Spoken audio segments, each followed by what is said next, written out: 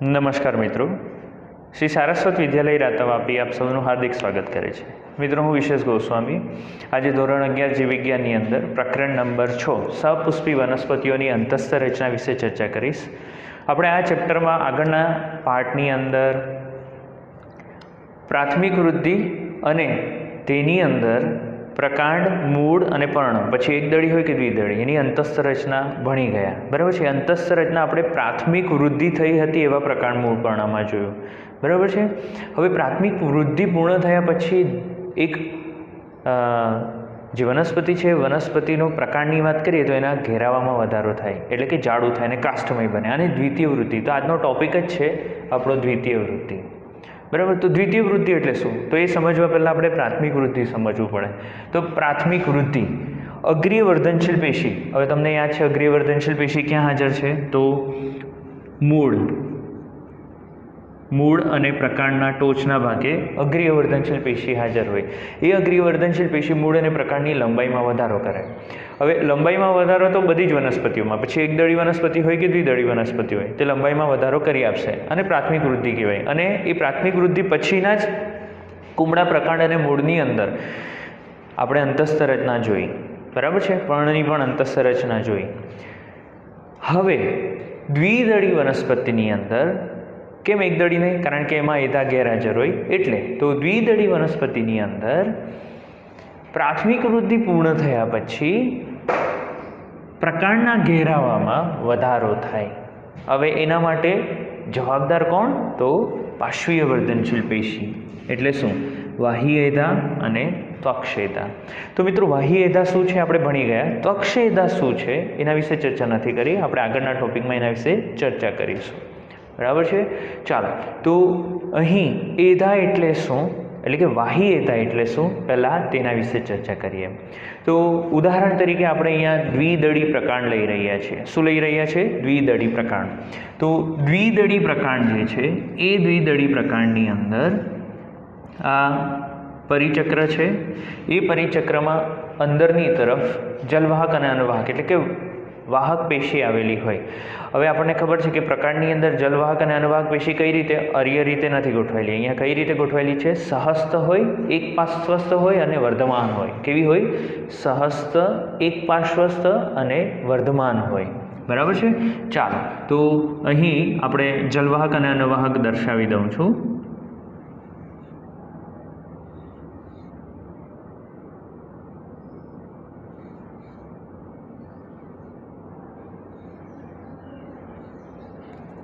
વચ્ચે એધા આવી છે. બરાબર છે. ચાલો, તો એધા દર્શાવી દીધું આપણે.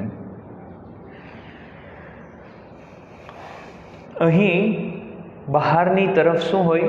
અન્નવાહક, જેને આપણે પ્રાથમિક અન્નવાહક કહીએ. અંદરની તરફ શું હોય? જલવાહક, એને આપણે પ્રાથમિક જલવાહક કહીએ. બરાબર. પ્રાથમિક વૃદ્ધિ સમયે ઓલરેડી ઉત્પન્ન થઈ ચૂક્યા હોય. કોણે ઉત્પન્ન કરેલા હોય? તો અગ્રીય વર્ધનશીલ પેશીએ.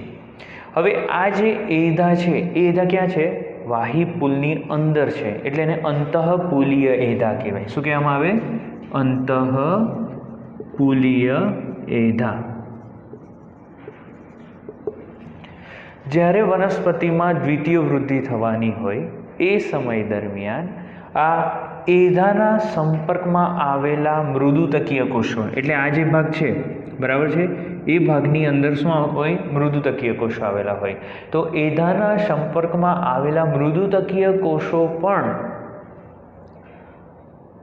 વર્ધમાન બની જાય. શું બની જાય? વર્ધમાન બની જાય. અને વર્ધમાન બનવા, હવે કઈ પ્રક્રિયા દ્વારા વર્ધમાન બને? તો એ નિર્વિભેદનની પ્રક્રિયા દ્વારા વર્ધમાન બને. આપણે ચર્ચા કરી છે એના વિશે આગળ, એટલે યાદ રાખજો. શેના દ્વારા? નિર્વિભેદનની પ્રક્રિયા. કારણ કે મૃદુતકીય કોષો તો કેવા છે? સ્થાયી કોષો છે. એટલે મૃદુતકીય કોષો કે જે એધાના સંપર્કમાં હોય, નજીકમાં હોય, તે વર્ધમાન બને નિર્વિભેદનની પ્રક્રિયા દ્વારા. અને એ પણ એક એધાનું નિર્માણ કરે. પરંતુ આ એધા પહેલેથી હાજર નથી હોતી, પછીથી નિર્માણ પામે જ્યારે દ્વિતીય વૃદ્ધિ થવાની હોય. એટલે આ જે ભાગ છે, અહીં જે મૃદુતકીય કોષો છે, બરાબર, એ પણ કેવા બનશે? વર્ધમાન બનશે. તો અહીં આપણે એને દોરી દઈએ. બરાબર છે. ચાલો, તો તમે જોઈ શકો છો એક આખું વલય બની ગયું. અહીં બે વાહી પુલોની વચ્ચે જે એધા બને એને આંતરપુલીય એધા કહેવાય. શું કહેવામાં આવે? આંતરપૂલીય એધા. આમ આ બંને એધાઓ જે છે, બંને એધાથી બનતી રચનાને એધા વલય કહેવામાં આવે છે. શું કહેવામાં આવે? એધા વલય. અહીં અંતઃપૂલીય એધાઓ એ વાહિપૂલની અંદર છે અને ટુકડા ટુકડા સ્વરૂપે ગોઠવાયેલી હોય છે. બરાબર છે. ચાલો, ત્યાર પછી દ્વિતીય વૃદ્ધિની શરૂઆત થવાની હોય ત્યારે આંતરપૂલીય એધા પણ નિર્માણ પામે. આમ એક આખું વલય બનશે એધાનું અને એને એધા વલય કહેવામાં આવે છે. આ જે એધા વલય છે એ એધા વલય દ્વિતીય વૃદ્ધિ થવાની હોય ત્યારે જ નિર્માણ પામશે. બરાબર. તો એધા વલય ઇઝ ઇક્વલ ટુ અંતઃપૂલીય એધા વત્તા આંતરપૂલીય એધા. હવે શું થશે? એધા વલયનું નિર્માણ થઈ ગયું. હવે શું થશે? તો એધા વલયના નિર્માણ પછી એ બહારની તરફ એટલે કે પરિઘ વિસ્તાર તરફ પણ કોષ વિભાજન કરે અને અંદરની તરફ પણ કોષ વિભાજન કરે. તો હું અહીંયા બતાવી દઉં છું. આ એધાના કોષો છે. બરાબર છે? એધા. તો બહારની તરફ પણ કોષ વિભાજન કરે અને નવા કોષો ઉમેરશે. અંદરની તરફ પણ કોષ વિભાજન કરીને નવા કોષો ઉમેરશે. બહારની તરફ જે કોષ વિભાજન કરીને નવા કોષો ઉમેરે એ કોષો જ્યારે સ્થાયી બને ત્યારે, એટલે કે આપણે પરિઘ વિસ્તાર તરફની વાત કરીએ છીએ, તો એ કોષો જ્યારે સ્થાયી બને ત્યારે તે દ્વિતીય અન્નવાહક બનાવે. શું બનાવે? દ્વિતીય અન્નવાહક. જ્યારે અંદરની તરફ મજ્જા તરફ જે નવા કોષો ઉમેરાતા છે એ કોષો જ્યારે સ્થાયી બને ત્યારે શું બનશે? દ્વિતીય જલવાહક. એટલે આ તરફ જે કોષો ઉમેરાય એ દ્વિતીય અન્નવાહક અને અંદરની તરફ જે કોષો ઉમેરાય એ દ્વિતીય જલવાહક. બરાબર છે? તો બહારથી અંદરની તરફ જઈએ તો તમે જુઓ, બહારથી અંદર તરફ જતા પ્રાથમિક અન્નવાહક, દ્વિતીય અન્નવાહક, એધા, દ્વિતીય જલવાહક, પ્રાથમિક જલવાહક. ખ્યાલ આવ્યો? બરાબર છે? ફરીથી જોઈ લઈએ. બહારથી અંદર તરફ જઈએ તો કયા કયા સ્તરો આવે? આપણે જલવાહક અન્નવાહકની જ વાત કરીએ છીએ. તો પહેલાં આવશે પ્રાથમિક અન્નવાહક. કેમ? બહાર નીકળી ગયું ને, પ્રાથમિક અન્નવાહક અહીંયા આવી ગયું. બરાબર છે ને? તો પ્રાથમિક અન્નવાહક. ત્યાર પછી નવું બનેલું દ્વિતીય અન્નવાહક, તો દ્વિતીય અન્નવાહક. ત્યાર પછી એધા, એધા. ત્યાર પછી અંદરની તરફ દ્વિતીય જલવાહક, નવું બન્યું તે, અને અંદરની તરફ પ્રાથમિક જલવાહક. તો કંઈક આ રીતની વૃદ્ધિ થાય. સમજ પડી ગઈ? બરાબર છે? એધાની બંને તરફ, એધાની બહારની તરફ અન્નવાહક ઘટકો, અંદરની તરફ જલવાહક ઘટકો. બરાબર છે? ચાલો, અહીં જે એધાની સક્રિયતા છે, એધાની સક્રિયતા બહારની તરફ ઓછી અને અંદરની તરફ વધારે. કઈ તરફ ઓછી? બહારની તરફ ઓછી અને અંદરની તરફ વધારે. એટલે શું થશે? બહાર એક કોષ ઉમેરે એની સાપેક્ષે અંદર 9 કોષ ઉમેરે તો સ્વાભાવિક છે અહીં બહારની તરફ દ્વિતીય અન્નવાહક જે છે એ ઓછા પ્રમાણમાં નિર્માણ પામે, જ્યારે દ્વિતીય જલવાહક છે ખૂબ વધારે પ્રમાણમાં નિર્માણ પામશે. દ્વિતીય જલવાહક ખૂબ વધારે પ્રમાણમાં નિર્માણ પામશે. આમ તમને અહીં વધારે માત્રામાં શું દેખાશે? દ્વિતીય જલવાહક દેખાશે. શું દેખાશે? દ્વિતીય જલવાહક ઘટકો. અહીં દ્વિતીય જલવાહક ઘટકો એટલા બધા બને છે કે તેના લીધે એક દબાણ સર્જાય. શું સર્જાય? દબાણ સર્જાય. આ દબાણ સર્જાવાના લીધે હવે સ્વાભાવિક છે અંદરની તરફ કોષો વધારે વધારે દ્વિતીય જલવાહકના બનતા જ ચાલ્યા એટલે સ્વાભાવિક છે બહારની તરફ શું કરશે? દબાણ સર્જે. બહારની તરફ દબાણ સર્જે એટલે બહારની તરફ દ્વિતીય જલવાહક પછી બહારની તરફ શું છે? તો બહારની તરફ દ્વિતીય અન્નવાહક અને પ્રાથમિક અન્નવાહક છે એ કચડાઈ જશે. શું થશે? કચડાઈ જશે. બરાબર છે? તો આ દ્વિતીય જલવાહક પુષ્કળ પ્રમાણમાં બનતા હોવાને કારણે અહીં એક દબાણ સર્જે છે, જેના લીધે બહારની તરફ આવેલા દ્વિતીય અન્નવાહક અને પ્રાથમિક અન્નવાહક બંને કચડાઈ જાય છે. જ્યારે અંદરની તરફ જે પ્રાથમિક જલવાહક છે એ એવું ને એવું રહેશે અને કોઈ અંદરની તરફ છે એટલે એને દબાણ નડતું નથી એટલે એવું ને એવું રહેશે. એ સિવાય આ દ્વિતીય અન્નવાહક અને દ્વિતીય જલવાહક સિવાય પણ આ જે એધાના કોષો છે, એધાના કોષો અહીં દ્વિતીય અન્નવાહક અને જલવાહકની વચ્ચે કેટલાક મૃદુતકીય કોષોનું નિર્માણ કરે. શું કરશે? અહીંયા કેટલાક મૃદુતકીય કોષોનું નિર્માણ કરે. જલવાહક અન્નવાહક નહીં બનાવે. બરાબર? એ શું બનાવશે? મૃદુતકીય કોષો બનાવશે. તો આ કોષોનું સ્તર અને અરીય રીતે બનાવે, અરીય રીતે, બરાબર, આ રીતે. તો આને દ્વિતીયક મજ્જા કહેવામાં આવે, દ્વિતીયક મજ્જા કિરણ કહેવામાં આવે,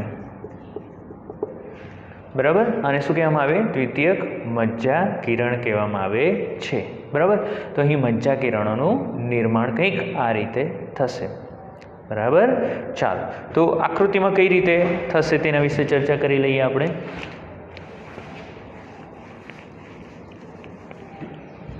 તો સૌપ્રથમ અહીં તમે જોઈ શકો છો, અહીં શું થયું?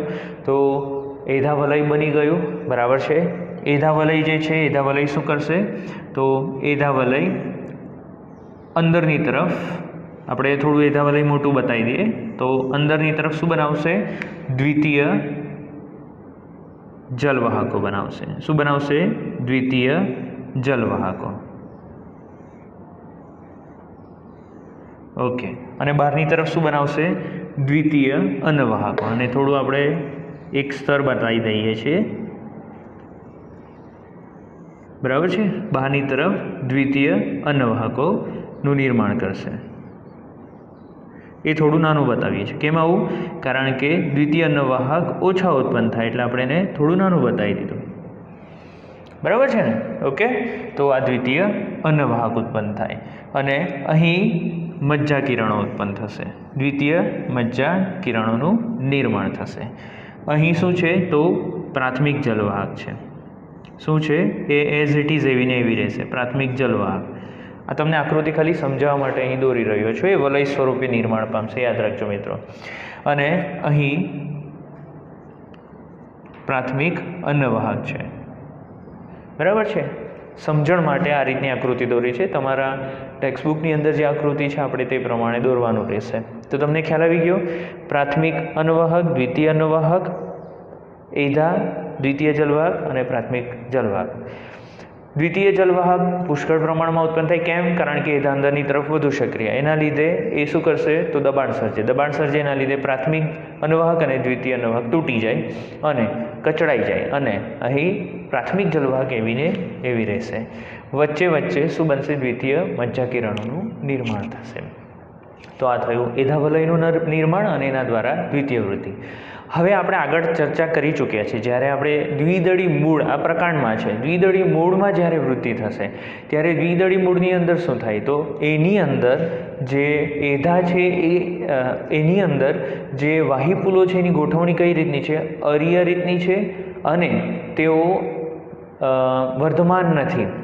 આપણે ત્યારે જ આ ચર્ચા કરી હતી, તે છતાં આપણે ચર્ચા કરી લઈએ કે એની અંદર આ પરિચક્ર છે. પરિચક્રમાં કઈ રીતની ગોઠવણી હોય? તો તમને યાદ કરાવી દઉં.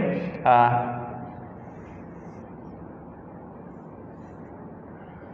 જલવાહક ઘટકો છે અને આ અન્નવાહક ઘટકો છે,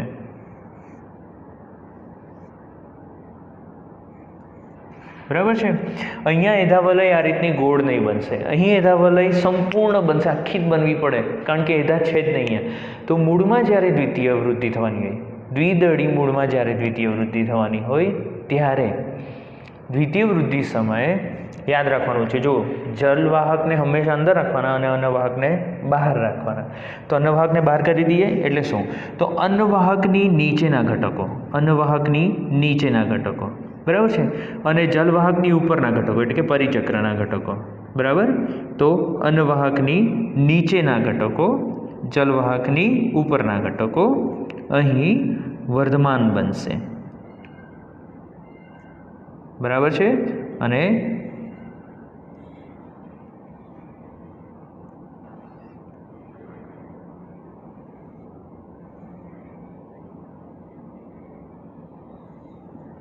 આ રીતનું વલયનું નિર્માણ કરશે. પણ એ કંઈક આ રીતનું હોય, બરાબર છે. આના જેવું એધાવલય નથી બનતું, કંઈક આ રીતનું. પછી એ શું કરશે? બહારની તરફ અન્નવાહક છે, પ્રાથમિક અન્નવાહક છે, એટલે બહારની તરફ શું કરશે? દ્વિતીય અન્નવાહક બનાવશે, અને અંદરની તરફ દ્વિતીય જલવાહક બનાવશે. પછી ધીરે ધીરે એ આ રીતની રચના ધારણ કરી લેશે.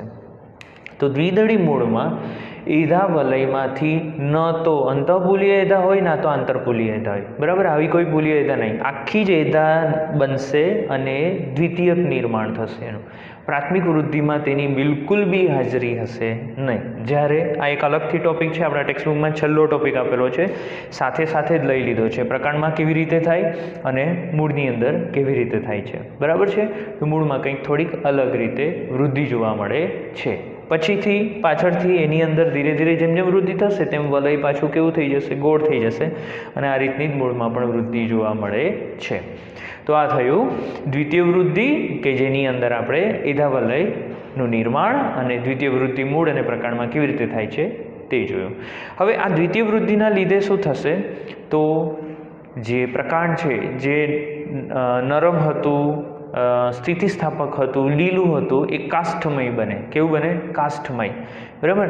તો આ કાષ્ઠ બન્યા પછી સમશીતોષ્ણ વિસ્તારમાં ઉગતી જે વનસ્પતિઓ છે, સમશીતોષ્ણ વિસ્તાર એટલે શું, તો આપણા ભારતની અંદર સમશીતોષ્ણ વિસ્તાર હિમાલયમાં જોવા મળે, કે જ્યાં તાપમાન એક સરખું નહીં હોય, હવામાન એક સરખું નહીં હોય. બરાબર. ખૂબ વધારે ગરમી અને ખૂબ વધારે ઠંડી. આપણી વાત કરીએ, આપણે જ્યાં રહીએ છીએ ઉષ્ણકટિબંધમાં રહીએ, બરાબર છે. અહીંયા ટેમ્પરેચરમાં એટલો ડિફરન્સ નહીં જોવા મળે. શિયાળો હોય તો તમને 18 ડિગ્રી 17 ડિગ્રી હોય, બરાબર છે. ઉનાળો હોય તો તમને બહુ તો 38-40 ડિગ્રી જેટલું, બહુ 42, એટલો ઝાઝો તફાવત નથી, બરાબર. જ્યારે સમશીતોષ્ણ વિસ્તારમાં તમે જાઓ તો ખૂબ વધારે ઠંડી, ખૂબ વધારે ગરમી. તો અહીં આબોહવા એક સરખી નહીં હોવાથી એધાની સક્રિયતા પણ એક સરખી હોતી નથી. એધાની સક્રિયતા પણ એક સરખી હોતી નથી.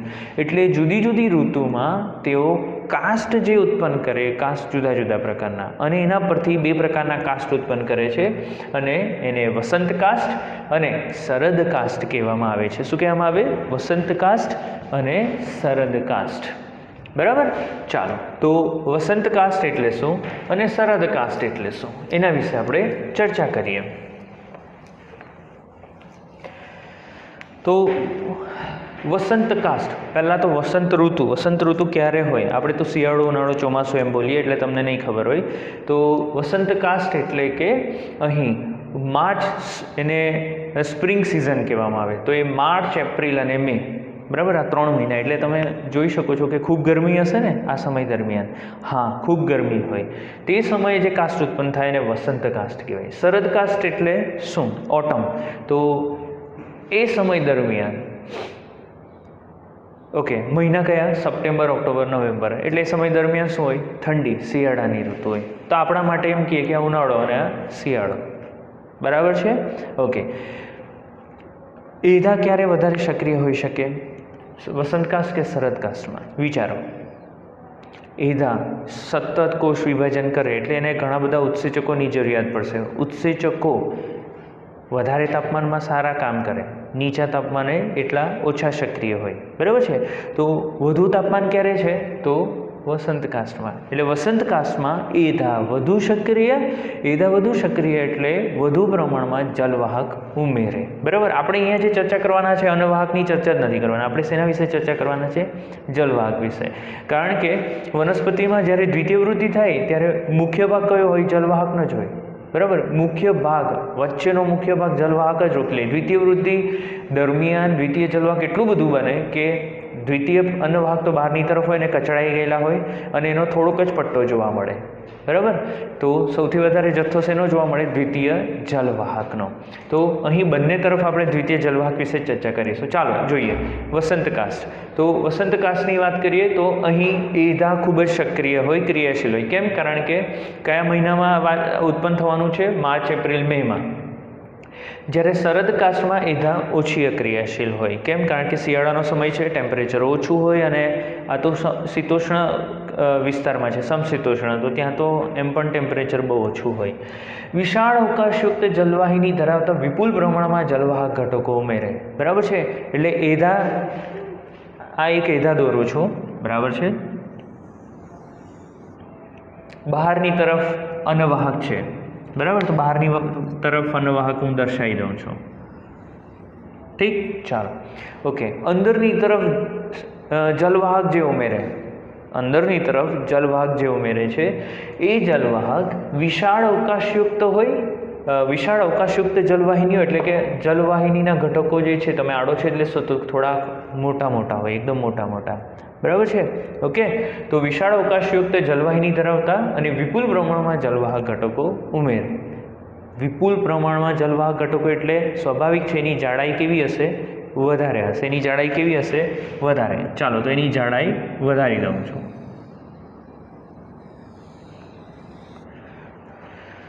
બરાબર છે. ઓકે, ચાલો અહીં સરહદ કાસ્ટ એટલે કે આ બની ગયું છે, એ સિવાય એના મુદ્દા જોઈ લઈએ. એને પૂર્વ કાસ્ટ અર્લી વુડ અથવા એને વસંત કાસ્ટ, પૂર્વ કાસ્ટ, વસંત કાસ્ટ પણ કહેવાય, પૂર્વ કાસ્ટ પણ, પહેલાં બને છે એટલે એને પૂર્વ કાસ્ટ અથવા તો વસંત કાસ્ટ કહેવામાં આવે છે.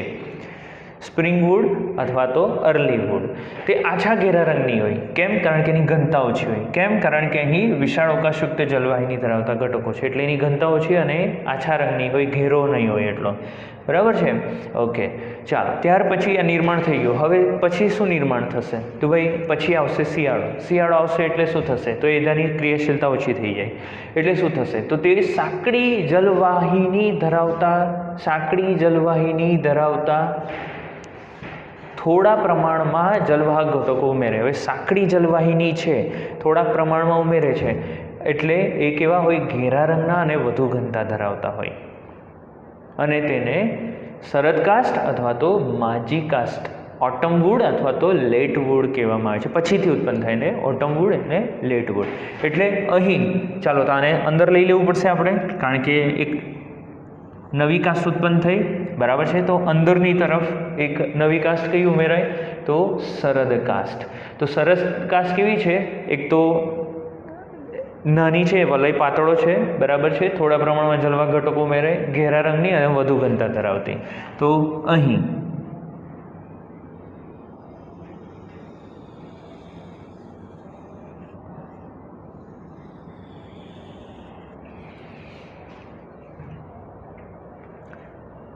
ઘેરા રંગની, આપણે ઘેરા રંગ બતાવી દઈએ, જરાક ડાર્ક બતાવી દઈએ. અને બરાબર છે, ઘેરા રંગની છે.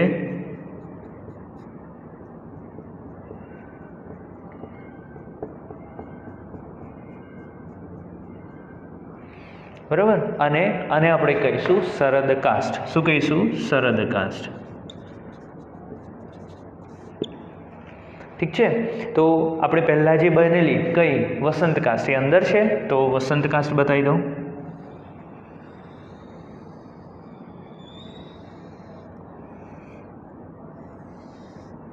બરાબર.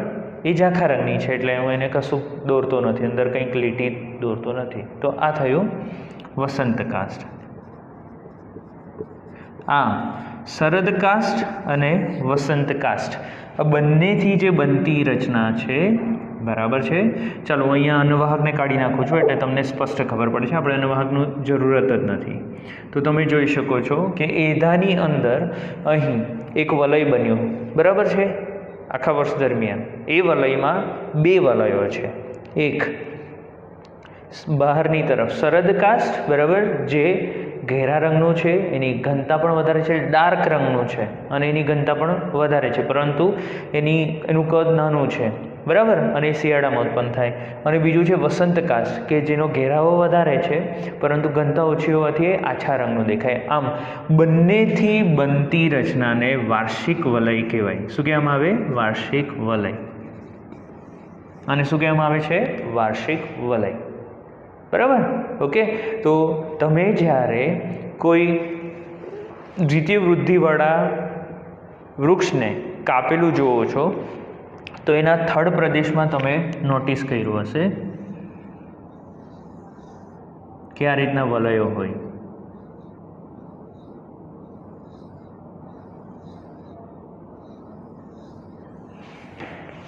જોયા છે આવા વલયો? બરાબર છે. આવા વલયો આપણા એરિયામાં એટલા સ્પષ્ટ નથી દેખાતા કારણ કે આપણું તો ઉષ્ણકટિબંધ આવે અને આપણા અહીંયા એધા આ રીતની સક્રિયતામાં તફાવત નહીં જોવા મળે. સમગ્ર વર્ષ દરમિયાન આ રીતની સક્રિયતા હોય એટલે કંઈક આ રીતનું જ વધારે પડતું ઉત્પન્ન થતું હોય. જ્યારે તમે શીતોષ્ણ વિસ્તારોમાં, હિમાલય જેવા વિસ્તારોમાં જાઓ ત્યાં જો લાકડું કાપેલું હોય તો ત્યાં તમને વાર્ષિક વલયો સ્પષ્ટ દેખાય. જેટલા વાર્ષિક વલયો એટલી એની ઉંમર. તો વૃક્ષની ઉંમર શેના પરથી માલુમ પડે? આ વાર્ષિક વલયો પરથી. તમને જે મેં અહીંયા ડાર્ક રંગના જે ગોળ ગોળ દોરેલા છે એ શું છે? તો એને તમારે ગણવાના શરદકાશ. શું ગણવાના? શરદકાશ. અને અંદર ઝાંખા રંગના પટ્ટા છે એને શું ગણવાનું તમારે? વસંતકાશ. એ બંનેથી બનતી રચનાને શું કહીશું આપણે? વાર્ષિક વલય. શું? વાર્ષિક વલય. એટલે આ જે મેં દોર્યું બરાબર છે, જેને હમણાં આપણે ઝૂમ કરીએ એટલે સ્વાભાવિક છે થોડું ડાર્ક રંગનું દેખાય આપણને, બરાબર. તો જે તમને ડાર્ક રંગનું દેખાશે એ શું થયું?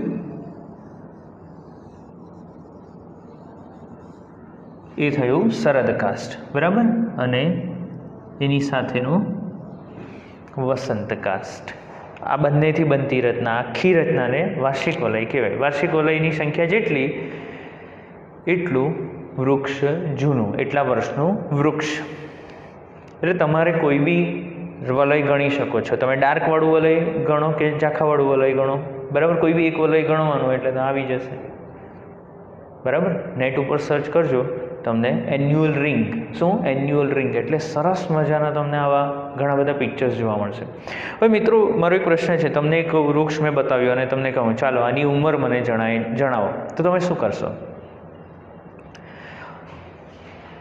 તમે મારી સમક્ષ નથી, નહીં તો મને આન્સર ખબર છે કે ઘણા વિદ્યાર્થીઓ મને આવો જ આન્સર આપે કે સર વૃક્ષને આપણે કાપી નાખવાનું, બરાબર, અને વલય ગણી નાખવાનું. તો એની ઉંમર જાણવા માટે આપણે વૃક્ષો કાપશું? તમને કોઈ જંગલમાં મોકલવામાં આવે, તમે ફોરેસ્ટ ખાતામાં જોબ લાગી ગઈ છે, બરાબર છે, ફોરેસ્ટ અધિકારીઓ છો તમે, અને તમારે વૃક્ષોની ઉંમર જાણવી છે, તો શું તમે એનું નિકંદન કરી નાખશો? આખું જંગલ સાફ કરી નાખશો ઉંમર ગણવા માટે? શક્ય છે? એવું કરી શકીએ આપણે? નહીં કરી શકીએ. તો ઉંમર કેવી રીતે જાણવી? વૃક્ષની ઉંમર જાણવી હોય તો એના માટે એક વિશિષ્ટ પ્રકારનું સાધન છે અને એને કહેવામાં આવે છે, આ નોંધ કરી રાખજો, આપણા ટેક્સ્ટબુકમાં નથી, એને ઇન્ક્રીમેન્ટ બોરર કહેવામાં આવે છે. શું કહેવામાં આવે? ઇન્ક્રીમેન્ટ બોરર. આ ઇન્ક્રીમેન્ટ બોરરની મદદથી, શેની મદદથી? ઇન્ક્રીમેન્ટ બોરરની મદદથી. કંઈક આ રીતનું હોય, બરાબર. એક સળિયો જેવો હોય, અંદરથી પોલો હોય, બરાબર છે. આ સળિયો જેવો છે, અંદરથી પોલો છે, અને આ રીતનું સાધન હોય, બરાબર. એ સાધન જે છે એ તમારે જે પ્રકાંડ છે એ પ્રકાંડના નીચેના ભાગથી, એટલે આ જમીન વિસ્તાર છે તો આ ભાગમાંથી એને દાખલ કરવાનો છે અંદર, અને એને ગોળ ગોળ ગોળ ગોળ ફેરવવાનું. એટલે શું કરશે? છેદ પાડતું અંદર જશે, બરાબર. આ ઇન્ક્રીમેન્ટ બોરર છેદ પાડતું અંદર જશે. પછી તમે એને જ્યારે બહાર કાઢો ત્યારે આ ભાગમાંથી વચ્ચે મધ્ય વિસ્તારમાં તમે દાખલ કરેલું છે, એટલે આ ભાગમાંથી એક લાકડી જેવી એમાંથી નીકળશે, બરાબર. આની અંદર એક લાકડી જેવી બની ગયેલી હોય. આ લાકડીને તમે જ્યારે બહાર કાઢશો, બરાબર છે, આ લાકડીને તમે જ્યારે બહાર કાઢશો તો એની અંદર આ રીતના તમને વાર્ષિક વલયો ગણવા મળશે, જોવા મળશે.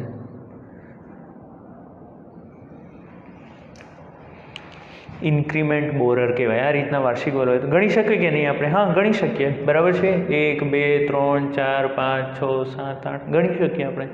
પછી ગણી લીધા પછી, નોંધ કરી લીધા પછી, આ જે લાકડી બહાર નીકળી એને ફરી આની અંદર દાખલ કરી દેવાની, એ જોઈન્ટ થઈ જશે, બરાબર છે. વૃક્ષ એની રીતે જોઈન્ટ કરી દેશે એને, અને વૃક્ષને કોઈ જ નુકસાન થશે નહીં. વાર્ષિક વલય કંઈક આવી રીતે ગણાય. ઓકે. જ્યારે વૃક્ષ ખૂબ ઘરડું થાય ત્યારે આ બધું જલવાહક જ છે. જો આખું જલવાહક છે, સમજી લો, બરાબર છે. અહીં બહારની તરફ છાલ આવેલી હોય, આ બહારની તરફ છાલ આવેલી હોય, એ કેવી રીતે નિર્માણ પામે આપણે પછી ભણીશું, બરાબર છે. બહારની તરફ છાલ આવેલી હોય અને અહીં અન્નવાહક હોય, બરાબર. આ અન્નવાહક હોય. બાકીનો બધા જે બી અંદર વલયો જે દેખાય છે તમને, એ વલયો શેના હોય? જલવાહકના. અને તે બી શેના? દ્વિતીય જલવાહકના વલયો હોય. તો દ્વિતીય જલવાહકના જે વલયો છે એ વલયોમાં જેમ વધુ પડતું વૃક્ષ ઘરડું થશે ત્યારે શું થાય? તો અંદરના જે જૂના જલવાહકો છે એ જલવાહકો ડાર્ક રંગના થઈ જાય. કેવા થઈ જાય? ડાર્ક રંગના, બરાબર. અંદરના જે જલવાહક ઘટકો છે એ ઘેરા રંગના થઈ જશે. આવું કેમ થયું? બરાબર છે. વાર્ષિક વલયો ગણાશે એમાં પણ ચિંતા નહીં કરતા, પણ વચ્ચેનો ભાગ વધારે પડતો ઘેરો થઈ જશે, બરાબર. એ કેમ ઘેરો થાય? કારણ કે જૂના વૃક્ષમાં દ્વિતીય જલવાહકનો જે મોટો સેન્ટરનો મોટો ભાગ છે, એટલે કે પ્રકાંડના કેન્દ્રના અંદરના સ્તરોમાં, આ અંદરના સ્તરોમાં, આ ભાગોમાં ટેનિન, રાડ, તેલ, ગુંદર, સુગંધિત પદાર્થો અને આવશ્યક તેલ જેવા કાર્બનિક પદાર્થો અહીં જમા થાય છે. બરાબર. હવે આ બધું વસ્તુ જમા થાય એટલે શું થાય?